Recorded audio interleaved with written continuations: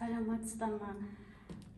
Typical GN795 жоғарғы жылдамдықты 5 жіпті 2 инелі өндірістік тігін машинасы. Трикотаж, жеңіл және орташа қалыңдықтағы материалдардың шеткі қиындыларын тегістеп, 3-5 жіптермен тізбекті шынжырлы тігістермен торлайды.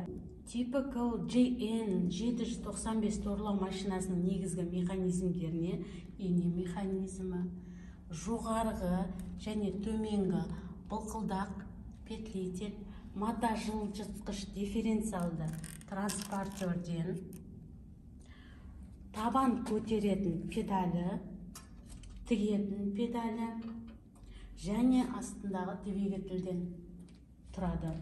Машина өте күрделі механизмдерден тұрады. Қоқыс жинайтын құрылғысы бар. Пышақ механизмі қайшы қызметін атқарады. Машина автоматты орталық майланып, осы жерге май құйып, өребені осы жерден бақылауға болады. Ал енді машинаның корпусы тесіктеріне май құйғыш, арнайы майқұш масленканың көмегімен майлап тұрады.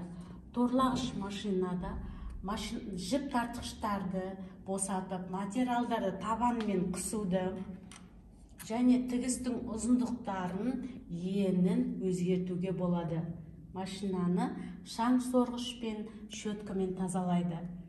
Орталық біліктің айналу жылдамдығы 5500-6000 минутына. Ине шаншым ұзындығы 3,6 мм, ілмектің торлау ені 5 мм. Табанның көтерілу биіктігі 6 мм құрайды.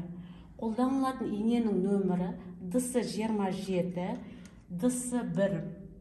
Ал жіптерге келетін болсақ, арнайы көп функционалды мамық немесе мақтамата идеал жіптері қолданылады. Ары қарай біз алдыңғы крышканы итеру арқылы жабамыз және боковой крышканы да итеру арқылы жауып, қорғаныш крышкасында жабамыз. Енді біз 3 жіпті сабақтаймыз. Бізге оңай болу үшін 3 жіпті қазір сабақтаймыз. Бірінші жіп ине көзіне, екінші жіп жоғарғы ілмекке, үшінші жіп төменгі ілмекке сабақтанады. Бірінші біз жіпті бірінші ине көзіне сабақтау үшін жіпті катушка ұстататын өзегіне орналастырамыз. Жоғарғыдан төмен қарай бағыттауыш тесіктері арқылы екі әдіспен сабақтаймыз. Бұл жерде дүзу айналдырып, яғни перекрутка арқылы сабақтаймыз. Содан жіптер төмен қарай бағытты пластина, жіп бағыттауыш пластинамен көзінен өтеді міне. Одан кейін екі серпімді табақшаның арасынан өткіземіз жіпті. Содан төмен жіп төменге қарай бағытталып, біз мына жерде 3 гребенкадан өткіземіз. Екі қозғалмайтын, бір қозғалатын гребенка арқылы өткіземіз. Одан кейін жіп ине жібергіш көздерінен арқылы өтіп, ине бергіш көзіне өткіземіз де, содан кейін барып біз ине көзіне сабақтаймыз. Ине жібергіш көзінен өтті, содан кейін жұмысшыдан ары қарай ине көзіне сабақтаймыз. Ине көзінен өткізіп, табанның астына жібереміз. Енді ортаңғы жіпті сабақтаймыз. Ортаңғы жіпті өзінің бобинаның тұғырына орналастырып, жіп бағыттауыш көздерінен өткізіп, жіп бағыттауыш көзі екі әдіс тігінен немесе айналдырып перекрутка арқылы сабақтаймыз. Одан кейін жіп бағыттауыш пластина, оның көзінен өткіземіз міне. Одан кейін серпімді табақшалар арасынан өткіземіз жіпті былайша. Өткізіп төменгі пластина көзінен өткіземіз. Одан кейін жіп төмен қарай бағытталып, втулка көзінен өткіземіз. Втулка көзінен өтіп, біз мына жерде 4 жіп бағыттауыш көздерін өткіземіз. Одан кейін жоғарғы ілмектің көзіне жоғарғысы тесігінен өткіземіз, және екінші тесігінен өткізіп, біз жіпті табан астынан ары қарай өткіземіз. Содан кейін үшінші жіп сабақтау үшін жіптің өзін тұғырына орнаттық.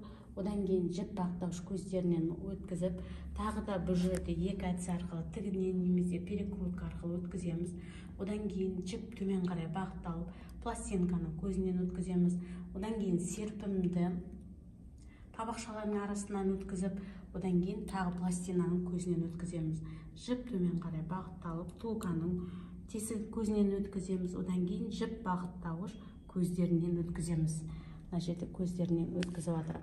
Содан кейін төменгі міне табақшаның төменгі ілмектің көзінен екі көзі артынан өткіземіз. Астыңғы көзінен және үстіңгі көзінен өткізіп, жіпті ары қарай пинцеттің көмегімен тартып, ары қарай үш жіпті деп бүйтіп табанның астынан өткіземіз. Сөйтіп бізді табанды крышкаларымызды жауып, машинаны іске қосамыз.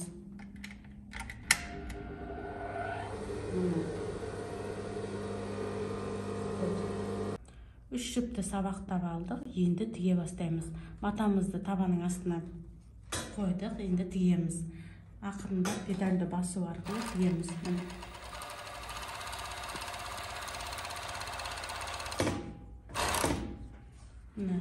Тігіп, жіпті артығымен 5-10 сантиметр қалдырамыз.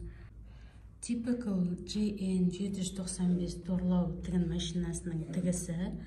Біз қажетті материалды торлап біттік. Осымен сау болыңыздар.